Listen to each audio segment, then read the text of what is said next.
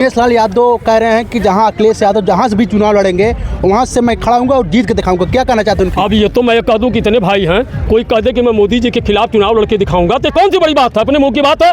अगर कोई कह दे कि मैं मोदी के खिलाफ चुनाव लड़ूंगा, अभी तो ये चंद्रशेखर आजाद भी बार बार कह रहा है कि मैं मोदी जी के खिलाफ चुनाव लड़ूंगा, तो कौन सी बड़ी बात है। चुनाव लड़ना हमारा अधिकार है, संवैधानिक अधिकार है, हमें चुनाव लड़ने का अधिकार मिलता है, तो हम कहीं से भी चुनाव किसी के खिलाफ लड़ सकते हैं। अच्छा ये बताइए, आजमगढ़ में कौन आने वाला है? अखिलेश यादव आने वाले हैं कि दिनेश लाल यादव आने वाले हैं? आप एक बात सुन लीजिए, अब बड़ी स्पष्ट है कि दिनेश लाल निरहुआ चुनाव नहीं जीतेंगे। मैं जब से ये 2-3 सालों में जो विकास हमने आजमगढ़ में देखा है ये ऐतिहासिक है। चाहे वो पूर्वांचल एक्सप्रेस हो जो हमको जाने में 6 घंटा लगता है, या तो हम ट्रेन से जाते थे या तो फिर 6 घंटे जाने में लगता था, आज हम अपने सुगमता से हम लोग 3 घंटे में पहुंच जा रहे हैं। तो ये दिनेश लाल जी की और ये भाजपा सरकार की देन है। अखिलेश यादव की देन है कि पूर्वांचल से हम लोग 3 घंटे में पहुंचे लखनऊ। रखा था इसकी न्यू अखिलेश यादव ने। मंदिर से भिखारी पैदा होते हैं और विद्यालय से IAS PCS IPS पैदा होते हैं, संविधान के जानने वाले पैदा होते हैं। मेरे यहाँ से इन्होंने मुझे ये समाजवादी पार्टी जो है इन्होंने एक वाक्य गलत बोला, उस पर मुझे आपत्ति है और सब मुझे कोई नहीं है।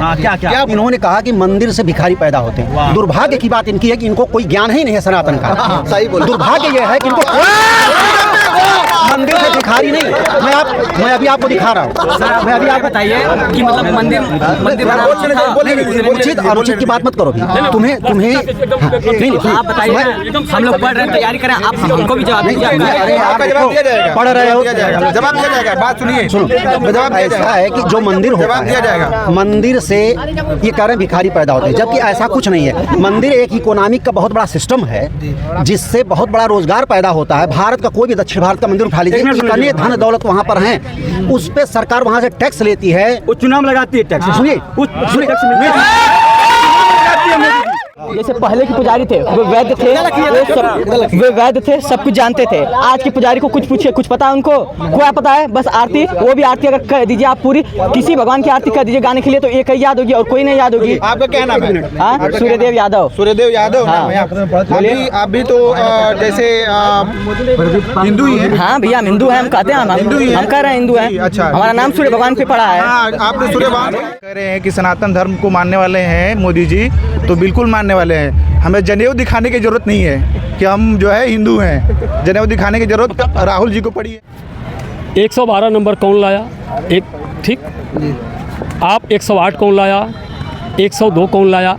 ये सब सारी व्यवस्थाएं पहले से हैं, कोई आज की नई व्यवस्था नहीं है। दूसरी चीज़ की एयरपोर्ट बहुत पहले से था जिसका उद्घाटन हो चुका था, मोदी जी आकर के दोबारा उद्घाटन करके चले गए हैं। अब सवाल ये उठता है कि यही मोदी जी पहले बार बार कहते थे जब ये प्रधानमंत्री नहीं थे कि क्या प्रधानमंत्री उद्घाटन करने के लिए बना है, और आज का ऐसा चीज़ है कि माननीय हमारे प्रधानमंत्री मोदी जी कोई उद्घाटन किसी को नहीं छोड़ते हैं। वो स्वयं फीता काटने के लिए एकदम रेडी रहते हैं, हमेशा फीते काटने में मस्त रहते हैं। जो चीज़ें अधूरी छूट गई, यदि उसको कोई भी सरकार कर रही है तो उसको उसका क्रेडिट लेना चाहिए, ये उसका संवैधानिक अधिकार है। दूसरी चीज़ मैं ये कहना चाहूँगा कि जैसे कि भाई साहब ने कहा कि मोदी जी बार बार जो है ये उद्घाटन करने के लिए वो कैंची लेके तैयार रहते हैं। तो भाई जो अपना जो काम करेगा वही तो उद्घाटन करेगा। जो चीज़ें अधूरी रह गई उसको भी पूरा करके वो कर रहा है, तो उसी का नाम मोदी है। दूसरी चीज़, एयरपोर्ट कौन किसने बनवाया था? अखिलेश यादव की देन है, और उद्घाटन उसका पहले हो चुका था, पूर्वांचल भी उद्घाटन हो चुका था। PGI अखिलेश यादव की देन है, महिला अस्पताल अखिलेश यादव की देन है, मिलिट्री कचहरी अखिलेश यादव की, जिसमें निरहुआ यादव बच्चे दाखिला करने अखिलेश यादव नेताजी समय बना था। वो आजमगढ़ में एक समाजवादियों का नाम है, और विश्वविद्यालय जो बन रहा है अभी तो 50% हमको बना होगा, उसको उद्घाटन करनी है मोदी जी। अमित शाह इससे पहले अमित शाह जी आए थे, शिलान्यास करके गए थे, उद्घाटन करके गए थे, फिर मोदी जी आ रहे हैं। वो लोग काम नहीं करते, किसी काम को जो काम करके सभा गई है उसका खाली केवल फीता काटती है, उसका उद्घाटन करती है। उद्घाटन कर भाई साहब ने अभी ये कहा है कि अधूरा कार्य छोड़ दिया गया। मैं ये पूछना चाहता हूँ भाई साहब से कि जब राम मंदिर बना है तो राम मंदिर अर्धनिर्मित है, अर्धनिर्मित मंदिर का उसमें रामलला का जो है स्थापित करके उसका उद्घाटन क्यों किया गया? पूर्ण बनने के बाद, अगर पूर्ण बनने के बाद उद्घाटन होता तो पूर्ण बनने के बाद ही इसका उद्घाटन होना चाहिए। जबकि सनातन धर्म के अनुसार, अगर सनातन को मानने वाले माननीय मोदी जी हैं, तो सनातन धर्म में किसी भी चीज़ का पूर्ण निर्माण होने के बाद ही उसका उद्घाटन होना चाहिए, रामलला का प्राण प्रतिष्ठा होना चाहिए। लोग मानते हैं कि प्राण प्रतिष्ठा के बाद मूर्ति में एक प्राण स्थापित किया जाता है, तो ऐसे में जब प्राण स्थापित करने के बाद उसी मूर्ति के ऊपर चढ़ करके लेबर वर्ग पान गुटखा तमाम चीज़ खाता है, चढ़कर लात से उस पर काम करेगा, उस पर थूकेगा, तो ऐसे उद्घाटन और ऐसे पूजा पाठ का क्या मतलब होता है। दूसरी चीज़, सनातन धर्म ये कहता है कि कोई भी व्यक्ति अगर विवाहित है तो वह सिंगल पूजा नहीं कर सकता है। जब रामचंद्र जी वन में थे, सीता जी का हरण हो गया था, जब उन्होंने अश्वमेध यज्ञ किया तो अश्वमेध यज्ञ में उनके गुरु ने कहा कि पत्नी का होना आवश्यक है, तो पत्नी को तो उन्होंने जंगल बिहार में छोड़वा दिया था। तो वहाँ सीता की मूर्ति बनाकर उनमें प्राण प्रतिष्ठा स्थापित करके उसके साथ रामचंद्र जी ने पूजा पाठ किया था। अगर ये राम को मानने वाले हैं, सनातन धर्म को मानने वाले हैं, तो ऐसे में मोदी जी की पत्नी यशोदाबेन जीवित थी, क्यों नहीं उनको ला करके इन्होंने अपने साथ पूजा किया है। ये सनातन धर्म का घोर अपमान है कि सनातन के मानने वाले हैं, सनातन के मानने वाले जो मैं आज तक देखता चला आया हूँ कि किसी के माता पिता मर जाते हैं तो बाल का मुंडन जरूर करवाता, दाढ़ी का मुंडन जरूर करवाता है। माननीय मोदी जी ने अपनी माँ के मृत्युपरांत उन्होंने बाल तक नहीं मुड़वाया। नमस्कार, मैं जय हिंद, आप सभी को स्वागत करता हूं इस पब्लिक के प्यार में। तो अभी फिलहाल हम आजमगढ़ में हैं। आज मोदी और योगी जी का रैली था। आजमगढ़ में हम पार्क में हैं और यहाँ पर कुछ लोग हैं, इनसे चलिए बातचीत करते हैं क्या लोकसभा चुनाव में क्या होने वाला है। कुछ भाई साहब हैं, बातचीत करते हैं। तो क्या नाम है सर आपका? पतरू राम विश्वकर्मा। अच्छा, जो रैली हुआ है मोदी योगी जी का, आप क्या कहना चाहते हैं? देखिए, रैली जो हुई है वो रैली में माननीय मोदी जी आए थे जी, और जो उद्घाटन पहले एयरपोर्ट का हो चुका था जी, उसका पुनः उद्घाटन करके गए। पुनः उद्घाटन करके आए हैं? बिल्कुल, जो उद्घाटन पहले हो चुका था उसका फिर उद्घाटन हुआ है। लोग पहले बोल रहे थे कि ऐसा कुछ हुआ नहीं, तो पूरा बन गया है, तब उद्घाटन करने आए मोदी जी। अच्छा, ये बताइए कि क्या एयरपोर्ट आजमगढ़ में पहले से नहीं था? अगर था नहीं तो जो लोग नेता प्रेता या जो भी लोग आते थे वो कहाँ उतरते थे? ये आजमगढ़ में पहले से एयरपोर्ट रहा है।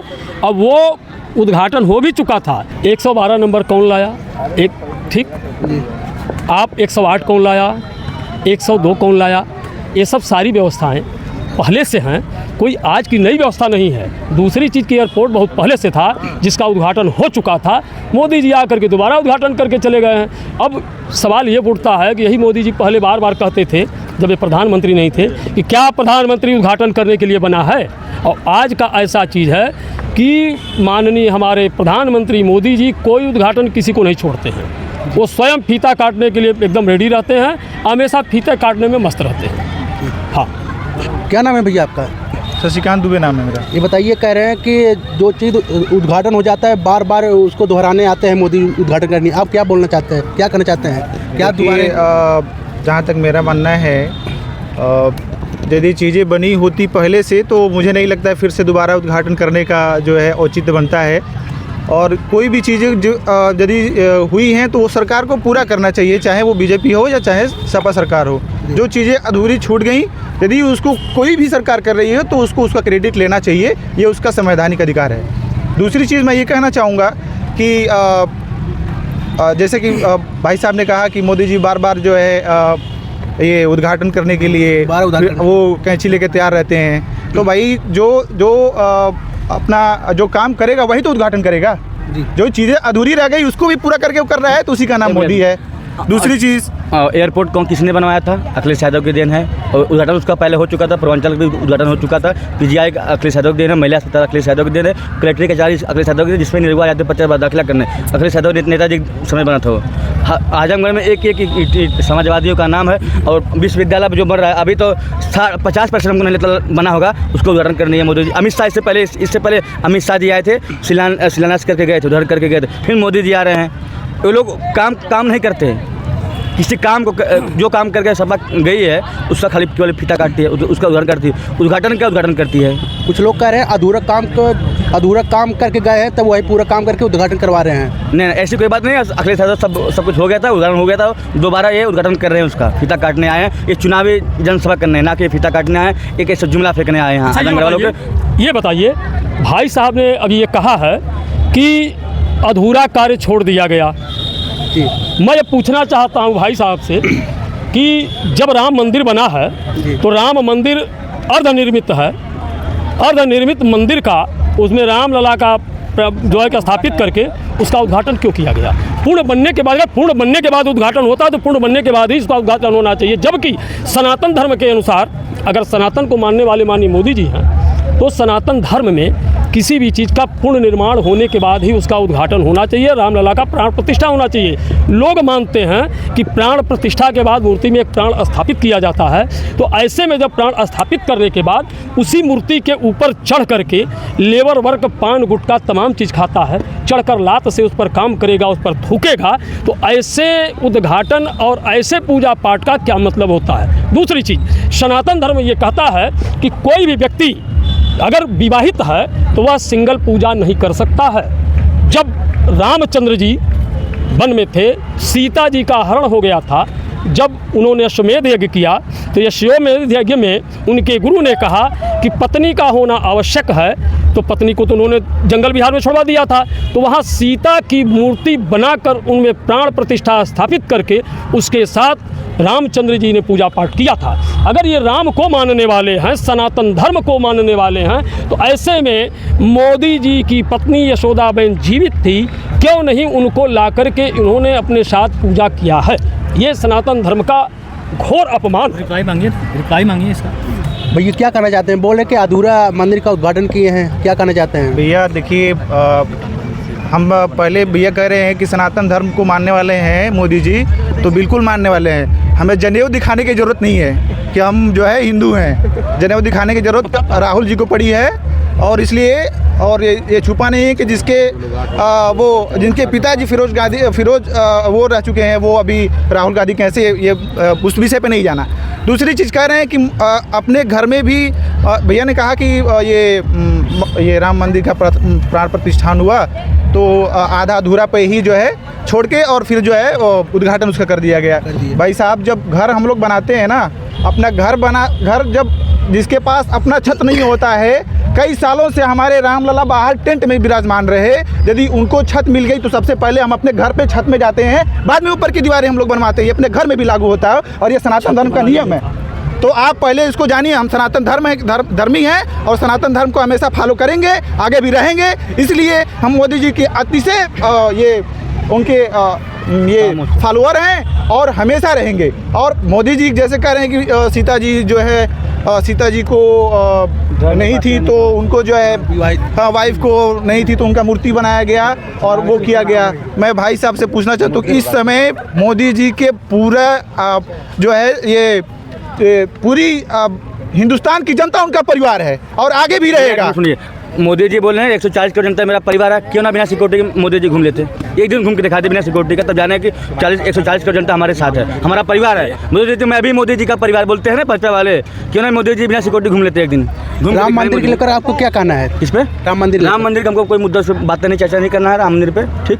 वो मुद्दे पे बात करना मैं बताता हूँ परेशान है। राम मंदिर की बात कोई भी बात ही नहीं किया। अब तो जो है वो अपने पूरा ऐतिहासिक राम मंदिर बनने के बाद वो उसमें विराजमान है। तो ये जो है कांग्रेसियों को ये जेलस फील हो रही है कि उन्होंने जो है ये जो किया नहीं, एक तो उनको माना नहीं, और जो हमेशा राम होने का सबूत मांगते हैं वो जो है सनातन धर्म की बात करना चाहते हैं। मैं जवाब देता हूँ उनको। अच्छा सर, ये बताइए, सुन लीजिए, राम मंदिर पे मैं बता दूँ, आपने कहा है कि सनातन के मानने वाले हैं। सनातन के मानने वाले जो मैं आज तक देखता चला आया हूँ कि किसी के माता पिता मर जाते हैं तो बाल का मुंडन जरूर करवाता, दाढ़ी का मुंडन जरूर करवाता है। माननीय मोदी जी ने अपनी माँ के मृत्युपरांत उन्होंने बाल तक नहीं मुड़वाया। दूसरी चीज़, सनातन के मानने वाले हैं, मंदिर की बात होती है।